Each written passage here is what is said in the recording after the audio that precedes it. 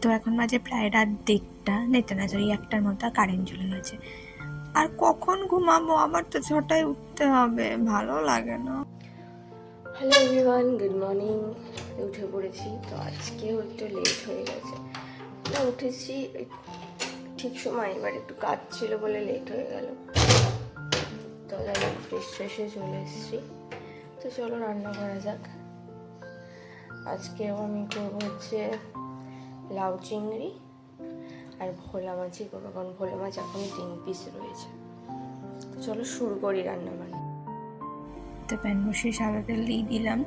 এখন জাস্ট দেবো 5 ফোড়ন আর গোটা শুকনো লঙ্কা।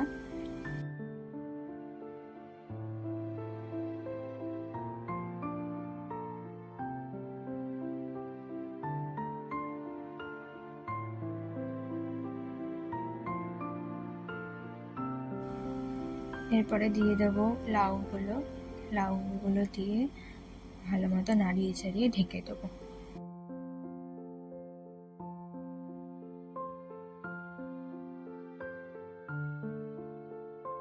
ভাতটাও বসিয়ে দিয়েছি। আর যেমন বললাম যে আমি মাছ করব, ভোলা মাছ, বাট ভোলা মাছটা করতে পারছি না, যেহেতু মাছটা আমি কালকে বার করতেই ভুলে গেছি ফ্রিজার থেকে। তো এখন পুরো বরফ, তো ওটা করা যাবে না।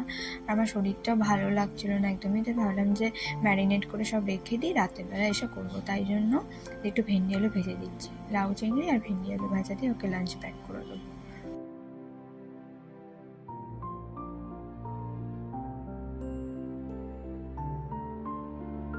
কাটা হয়ে গেছে, এবার আলুটা আমি কেটে নিচ্ছি।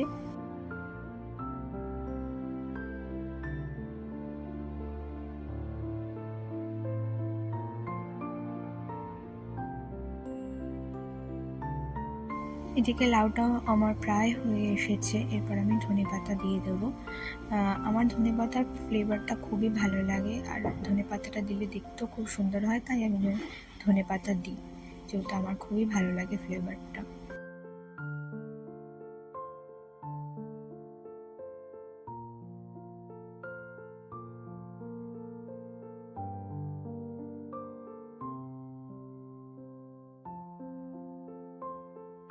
তো ওটা ঢেকে দিলাম। এই দেখো মাছটা, এটা ম্যারিনেট করে রেখেছি, এটা রাতে এসে আমি করব।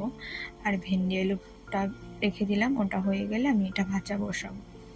তো এটা হয়ে গেছে, তো আমি ওর জন্য প্যাক করে দিচ্ছি লাঞ্চটা। আর যেহেতু আমি চিংড়ি মাছ খেতে পারি না আমার অ্যালার্জির জন্য, তাই জন্য এটা শুধু ওই খাবে। তো এবার একটু সাদা তেল দিয়ে সামান্য কালো জিরা ফোড়ন দিয়ে আমি ভেন্ডি আলুটা ভেজে নেব।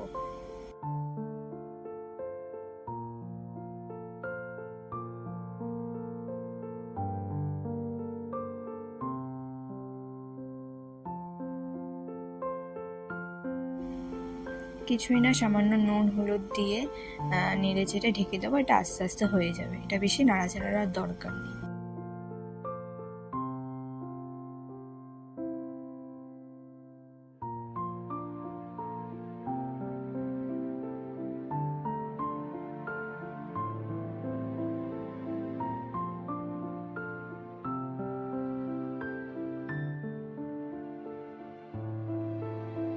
তো এদিকে ভাতটা নামিয়ে আমি এটা গরম জল বসিয়ে দিয়েছি, যেহেতু লেবু জলটা খাবো।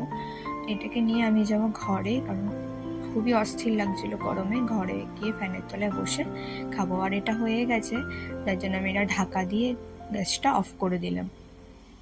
তো এখন এটা নিয়ে যাই ঘরে, একটুখানি ফ্যানের তলায় বসে খাই, তারপর এসে আমি কিচেনটা ক্লিন করবো সুন্দর মতো। তো এখানে জনিকে দেখতে পাচ্ছ না, জনি আসলে খাটের তলায় ঢুকে ঘুমাচ্ছে। ও এরকমই করে, বেশি গরম লাগলেও খাটের তলায় ঢুকে যায়। তারপর আর ভিডিও করা হয়নি। আমি রেডি টেডি হয়ে অফিসে চলে এসেছি। হাই, তো বাড়ি চলে এসেছি আমি। যেমন বললাম, আমার একদমই শরীরটা ভালো নয়, তাই আজকে আমি ভিডিওটা বেশি করতে পারিনি। খুবই শরীরটা খারাপ, যেহেতু ভালো করে ঘুম হয়নি আর এই গরমের জন্য। তো একটু রেস্ট নিই, কারণ কালকে তো আবার সব কাজ করতেই হবে। তো ওই জন্য বললাম এসে আমি মাছটা রান্না করবো, বাট মাছ রান্না করতে আর হয়নি।